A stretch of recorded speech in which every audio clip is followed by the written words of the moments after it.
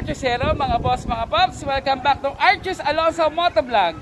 Yes, and we're now 75,000 subscribers. Kung di ka pa nakasubscribe, subscribe na. Don't forget to hit like, share, especially comment if you have any reactions, requests, and hit the notification bell. Don't forget that all bell. Tama, and mag-comment na po kayo mga chusero sa mga gusto nyo pong itakil natin ang motorsiklo pag-usapan natin yan. And for today's vlog, i-feature namin para lamang sa mga kapatid natin chuserong nagmamaneho at naghahanap buhay. Ito ang Honda Beat Combi Brake and Standard. Pag-uusapan natin yan mga chusero. Tama, at FI na to, di ba?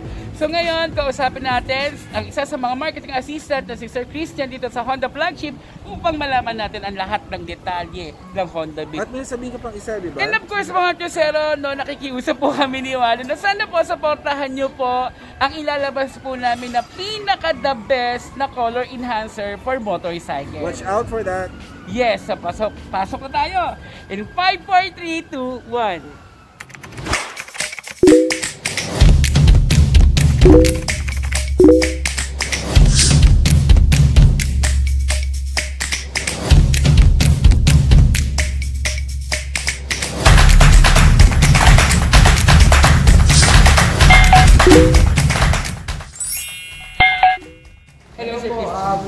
Good afternoon po sa lahat ng mga. So, ito po yung Honda Beat natin.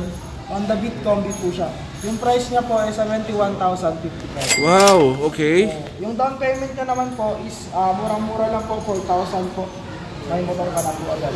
Ayun, naka-combi brake na din po siya. Sa combi brake natin po, yung kulay ng combi brake natin dalawa lang. Matte black tsaka matte red po. Okay. Tapos yung mga standard naman po, yun po yung mga glossy. May white, orange, red, then may black din po. Nice, nice. That's cool, sir. Pero, Sir Christian, just to check, sabi niyo 4,000 down payment. Pag nag-down payment sila for installment, makukuha na nila yung motor nila? Ayun sir, pag sila mag-apply sir, tapos may tinatawag tayong credit investigation po or okay. Po. Bago nila kung approve po sila, makakuha din po sila agad ng motor. At mabilis lang po ba yung approval process? One day process lang po yung approval natin, magkakaroon na po agad po. Sir, sa mga interesado sa mga kasama natin sa food delivery at mga delivery industry, ano po yung mga requirements mo na kailangan nilang i-produce? Yung requirements naman po nila is 2 valid IDs po, tapos yung transaction po, halimbawa po, food delivery rider po. Yung transaction lang po nila, yung profile po ng sa transaction nila, tapos proof of billing lang po, pwede na po yun. Ayos. Pwede din po sila mag-apply online para kung wala silang time para pumunta sa store, pwede po online application. Ayos, ayos. That's so, sir, pag-usapan natin ngayon ang Honda Beat Combi.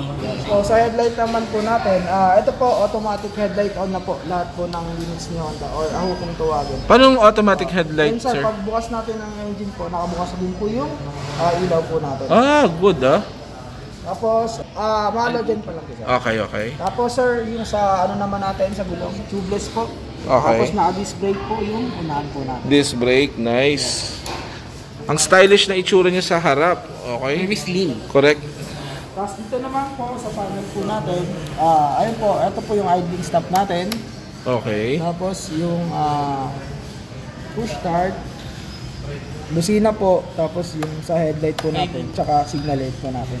Okay. Okay, so basic din pala, no? Sir, para saan po ito, sir? Ito sir, dito po nakikita yung kilometer po. Yung tinatakbo. Kung ilan na yung tinatakbo ng motor po natin. So yung pinaka-basic needs mo for the panel, tsaka yung function niya sa left and right, andito sa Honda Beat. Tapos meron din po dito, Yun, no?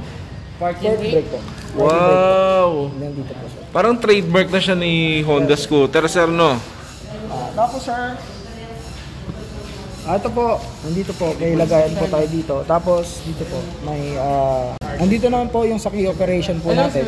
Nakalagay po dito, apat po ito sir, on, off, then tapos dito po yung lock po. Yung lock po natin, kaliwa kanan dito.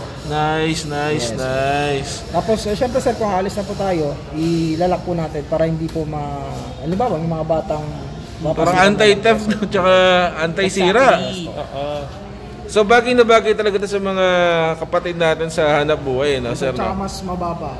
Mababa siya, tsaka mura lang po. Hindi Nandito siya po yung nakalagay ano. yung battery po natin. Nandito yung battery. So pag binuksan siya. Yes po. Pero hindi naman siya, sir, lalo lang tag-ulan na, hindi naman siya madaling pasukin. Hindi naman po. May drainer naman po dyan sa loob para pag okay. halimbawa pumasok yung tubig, lumalabas naman po sa May loob. Huwag lang po drainer. natin i-ano sa bahay. Huwag nga pag-swimmingin, no, sir? No? Okay. So buksan naman natin tong seat. Yeah. Tapos ano po? Tank capacity niya po 4.2 liters po. Then nandito pa yung battery niya, hindi pa kasi siya naka-activate. Activate. Owner's manual, tapos mga tools niya po. Nandito po. May tools na kasama, sir? Yes sir, dalawang tools po. Oo. Yan. Oh, at least may nalalagyan ka pa rin. So hindi nga lang kasya yung half-face helmet, pero dito yung mga documents or Yes. kapote kung sakali. Yes, Oo. Sir, totoo ba na fuel efficiency, Yes ano? po, sobrang tipid po ng Honda Beat combi natin. Pati ng Honda Beat standard po. Kasi importante yan, sir, sa mga naghahanap buhay. Nice, nice. Eksakto, tama Dito yan. naman sir yung Tanong mo. operation po natin para mabuksan yung seat po natin. Ano to, sir? Key operation po para mabuksan yung seat okay. po natin. Nandito po, tapos Tapos yung light nyo dito, may sir? light po. Yan, pag nagbe-brake po tayo, may light po yan. Pero hindi pa rin to digital, sir? Hindi pa din. Okay. Halogen pa rin. Okay. Tapos sa likod po, tubeless na din, tsaka naka-drum brake po siya. Okay. Then, engine niya po, 110cc po yung makina po natin, ng Honda Beat Combi po natin. Okay. So, dito nakalagay yung belt. Yung Okay. belt niya naman po, every 2 years po siya napapalitan. Okay. Depende sa gamit din. Okay.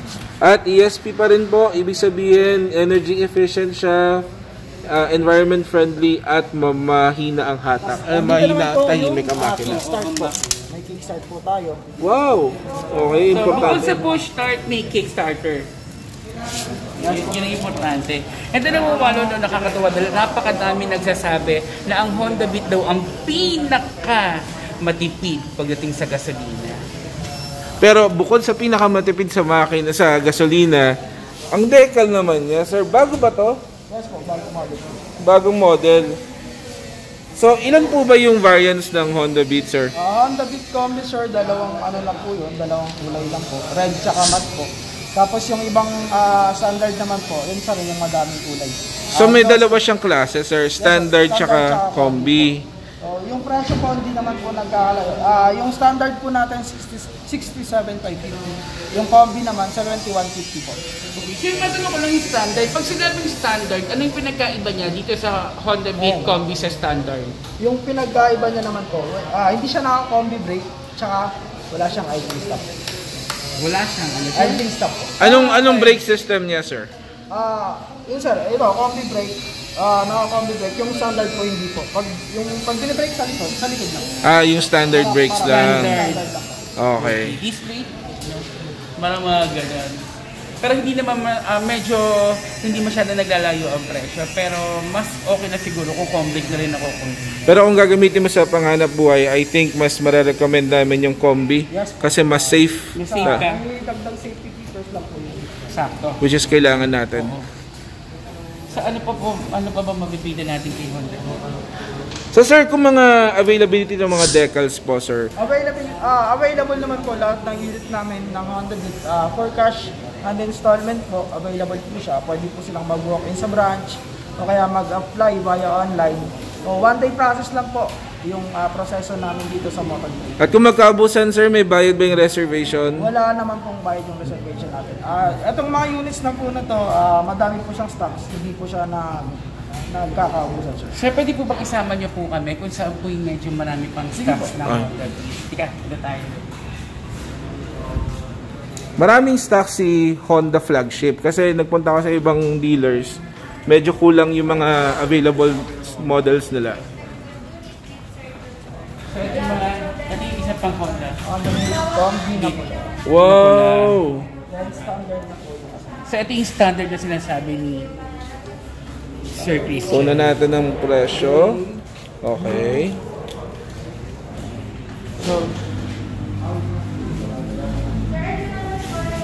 So, So dalawang klase ang meron dito sa Honda flagship for the Beat. Isang standard and isang combi Ang brake. ganda nitong pula, oh. Sobra, diba? Glossy style. Ang ganda, parang pang racing. Tama. Alam niyo ba mga kusero, no? Meron kami isang color enhancer para dito sa mga motorcycle na to. Abangan niyo yan. Yun. So sir, sabi nyo nga, itong lahat ng to available po Yes po, available. sa Honda Makati flagship store. Yes sir. Ayun, available po siya dito sa Honda Flagship Store Makati. Location po namin dito sa Barangay Pinagkaisaan, Makati po. Along EDSA lang po siya, northbound po. At Testament kami available si Honda flagship from Monday to Sunday. Yes sir. From At 8:45 to 5:30 p.m. po. correct. At Independence Day ngayon, open sila at nagsaserve at full staff. Punta na mga kusero. At lahat mo naman contact details sa baba lang po ng vlog na to. At look for Sir Christian na. Yun. Yes po. Ayun sir, pag mag-inquire po kayo ng motorcycle po, pwede kayo mag-message sa page. O kaya, ayun, hanapin nyo lang po ako. Christian, yun. Ayun. Thank you so Thank you, Sir much. Christian. Pag-usapang magic gatas para sa ating mga motorsiklo mga kusero, dito lang ako nagtitiwala.